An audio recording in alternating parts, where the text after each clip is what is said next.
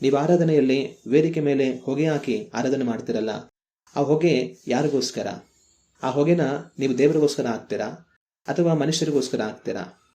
ನೀವು ದೇವರಿಗೋಸ್ಕರ ಹಾಕ್ತೀರಾ ಅಂತಂದ್ರೆ ಆ ಹೊಗೆಯಿಂದ ದೇವರಿಗೆ ಮಹಿಮೆ ಉಂಟಾಗುತ್ತಾ? ಅಥವಾ ನೀವು ಹಾಕುವಂತಹ ಒಂದು ಹೊಗೆ ಪರಲೋಕಕ್ಕೆ ಹೋಗಿ ದೇವರ ಮುಂದೆ ನಿಂತು ದೇವರನ್ನು ಮಹಿಮೆ ಪಡಿಸುತ್ತಾ? ಅಥವಾ ಮನುಷ್ಯರಿಗೋಸ್ಕರವಾಗಿ ಆ ಹೊಗೆ ಹಾಕ್ತೀರಾ? ಮನುಷ್ಯರನ್ನು ಪ್ರಿಯಪಡಿಸೋದಕ್ಕೋಸ್ಕರ ಆ ಹೊಗೆ ಹಾಕ್ತೀರಾ ಅಂತಂತಂದ್ರೆ ಅಲ್ಲಿ ನೀವು ಮಾಡುವಂಥ ಆರಾಧನೆ ಯಾರಿಗೋಸ್ಕರ? ನೀವು ಮಾಡುವಂಥ ಆರಾಧನೆ ದೇವರನ್ನು ಪ್ರಿಯಪಡಿಸೋದಕ್ಕ ಅಥವಾ ದೇವರ ಹೆಸರಿನಲ್ಲಿ ಹೊಗೆ ಹಾಕಿ ಮನುಷ್ಯರನ್ನು ಪ್ರಿಯಪಡಿಸೋದಕ್ಕ? ದೇವರ ವಾಕ್ಯದಲ್ಲಿ ಮೋಶೆ ದೇವರ ಗುಡಾರವನ್ನ ಎತ್ತಿ ನಿಲ್ಲಿಸಿದಂಥ ದಿವಸದಲ್ಲಿ ದೇವರ ಮೇಘ ಆ ಒಂದು ಗುಡಾರವನ್ನು ವ್ಯಾಪಿಸಿಕೊಳ್ಳುತ್ತೆ, ದೇವರ ತೇಜಸ್ಸು ಆ ಗೂಡಾರವನ್ನೆಲ್ಲ ವ್ಯಾಪಿಸಿಕೊಳ್ಳುತ್ತೆ.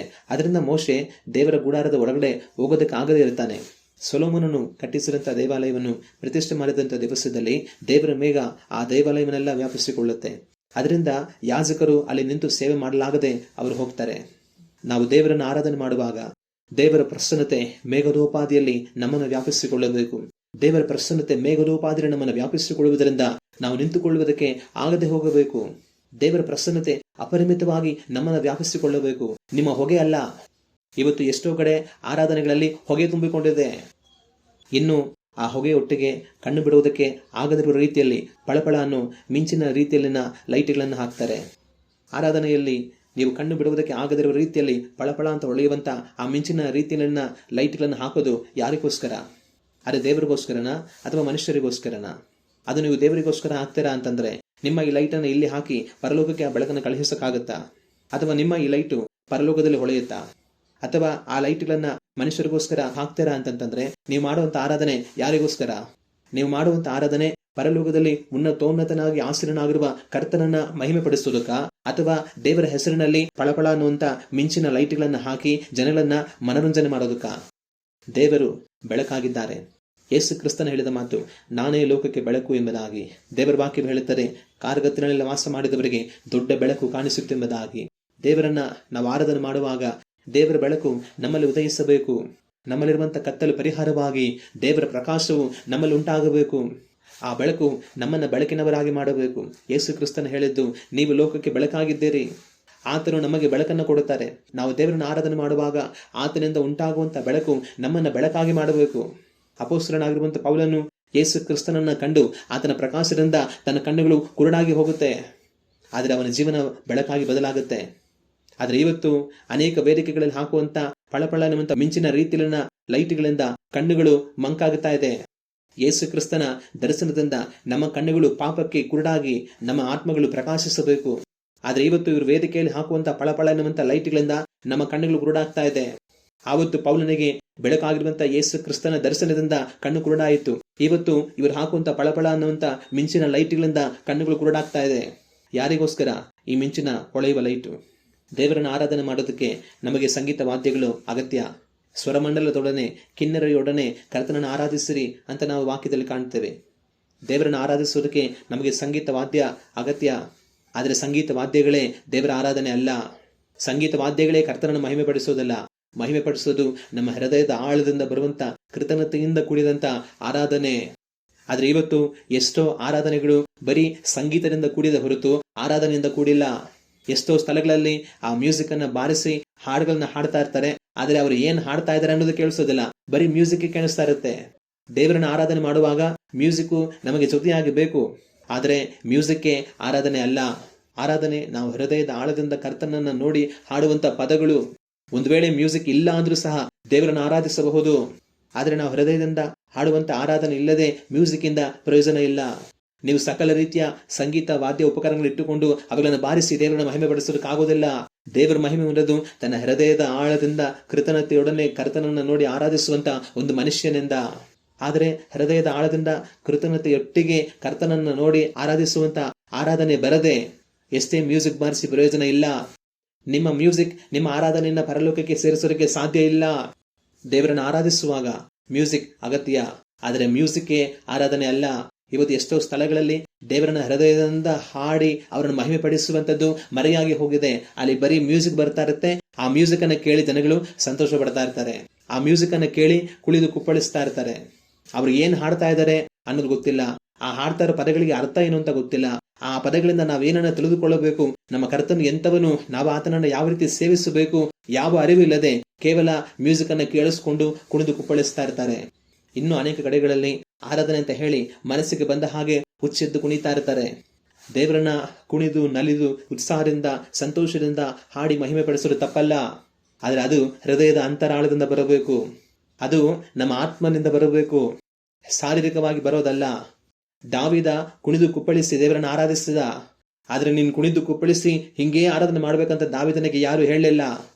ಅವನು ತನ್ನ ಅಂತರಾತ್ಮರಿಂದ ದೇವರ ಉಪಕಾರಗಳನ್ನೆಲ್ಲ ಸ್ಮರಿಸುತ್ತಾ, ದೇವರ ಒಳ್ಳೆಯತನವನ್ನು ಸ್ಮರಿಸುತ್ತಾ, ನಾನು ಕೇವಲ ಕುರಿಗಳನ್ನು ಮೇಯಿಸುವಂತ ಒಂದು ಹುಡುಗನಾಗಿದ್ದೇನು, ಇಂಥವನಾಗಿದ್ದಂತ ನನ್ನನ್ನ ಕರ್ತನು ಸಮಸ್ತ ಇಸ್ರಾಯೇಲ್ ಜನಗಳಿಗೆ ಅರಸನಾಗಿ ಮಾಡಿದನಲ್ಲ ಅಂತ ದೇವರ ಉಪಕಾರಗಳನ್ನು ಸ್ಮರಿಸಿ ಕರ್ತನ ಮುಂದೆಗಳಲ್ಲಿ ತಾನು ಕುಣಿದಾಡುತ್ತಾ ಜಿಗಿದಾಡುತ್ತಾ ದೇವರನ್ನು ಮನಪೂರ್ವಕವಾಗಿ ಹಾಡಿ ಘನಪಡಿಸಿ ಅವನು ಬಂದ. ತನ್ನನ್ನು ತಾನೇ ಮರೆತವನಾಗಿ ದೇವರನ್ನು ಮಹಿಮೆ ಪಡಿಸಿದ.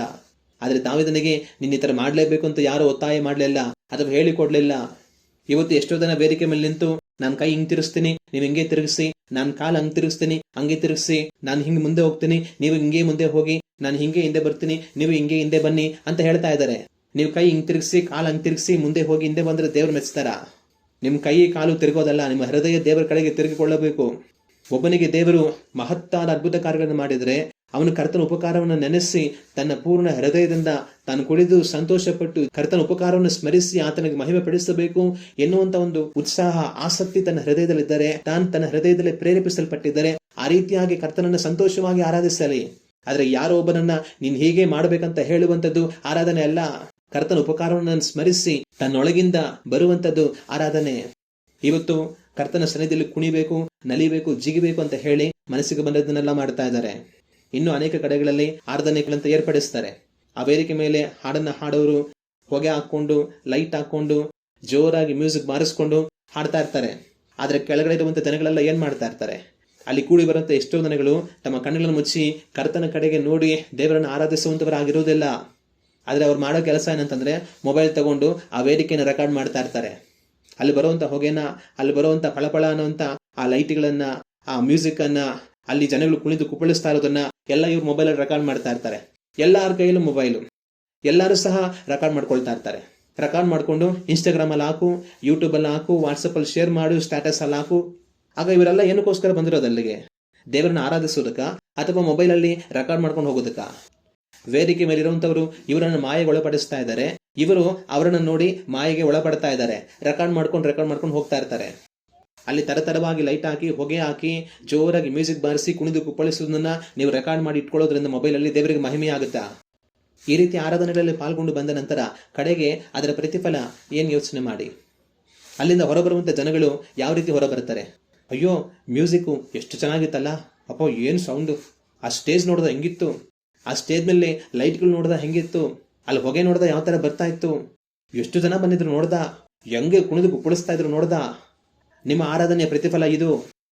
ಆದ್ರೆ ಯಾರಾದ್ರೂ ಅಲ್ಲಿಂದ ಹೊರಬರುವಾಗ ಅಯ್ಯೋ ನಾನು ಎಂತ ಪಾಪಿ, ನನ್ನ ಪಾಪದಲ್ಲಿ ನಾನು ಇನ್ನು ಬದುಕಬಾರದು, ದೇವರಿಗೆ ಎಂತ ಪರಿಶುದ್ಧನು, ಆ ದೇವರನ್ನು ಅರಿತಿರುವ ನಾನು ಪಾಪದಲ್ಲಿ ಇನ್ನು ಬದುಕಬಾರದು, ನಾನು ಪಾಪದಿಂದ ಮನೆ ತಿರುಗಿ ದೇವರಿಗೆ ಒಪ್ಪಿಸಿಕೊಟ್ಟು ಪರಿಶುದ್ಧನಾಗಿ ನಾನು ಜೀವಿಸಬೇಕು, ನೀತಿಯನ್ನು ನಾನು ಅನುಸರಿಸಬೇಕು, ದೇವರನ್ನು ಹೆಚ್ಚಾಗಿ ನಾನು ಪ್ರೀತಿಸಬೇಕು, ದೇವರಿಗೆ ನಾನು ಭಯಪಡಬೇಕು, ನನ್ನ ಜೀವಿತವನ್ನು ನಾನು ವ್ಯರ್ಥ ಮಾಡಬಾರದು, ದೇವರಿಗೆ ಒಪ್ಪಿಸಿಕೊಟ್ಟು ಆತನ ಚಿತ್ತದಂತೆ ನಾನು ಬದುಕಿ ನನ್ನ ಈ ಲೋಕ ಜೀವಿತವನ್ನು ನಾನು ನಡೆಸಬೇಕು, ಕರ್ತನ ನಾಮ ನನ್ನಿಂದ ಮಹಿಮೆ ಪಡಬೇಕು, ಆತನ ರಾಜ್ಯ ನನ್ನ ಮೂಲಕವಾಗಿ ಕಟ್ಟಲ್ಪಡಬೇಕು, ಅಳಿದು ಹೋಗುತ್ತಿರುವಂತಹ ಆತ್ಮಗಳು ನನ್ನ ಮುಖಾಂತರವಾಗಿ ರಕ್ಷಣೆಗೆ ಬರಬೇಕು, ಕರ್ತನೊಡನೆ ಅನ್ಯೋನ್ಯ ಸಹವಾಸದಲ್ಲಿ ನಾನು ಸಂಚರಿಸಬೇಕು, ದೇವರ ಸನ್ನಿಧಿಯಲ್ಲಿ ನಾನು ಕಾದಿರಬೇಕು, ಹೆಚ್ಚಾಗಿ ನಾನು ಪ್ರಾರ್ಥನೆ ಮಾಡಬೇಕು, ಹೆಚ್ಚಾಗಿ ದೇವರ ವಾಕ್ಯವನ್ನು ಓದಬೇಕು, ಕರ್ತನಿಗೋಸ್ಕರವಾಗಿ ಎಲ್ಲಾ ಶ್ರಮೆಯನ್ನು, ಸಂಕಟವನ್ನು, ಪಾಡುಗಳನ್ನು, ಹೋರಾಟಗಳನ್ನು ನಾನು ಸಹಿಸಿ ಆತನಿಗೋಸ್ಕರವಾಗಿ ನಾನು ಜೀವಿಸಬೇಕು ಎನ್ನುವಂತ ಇಂತಹ ಭಾರತದಿಂದ ಹೊರಟು ಬರ್ತಾರಾ?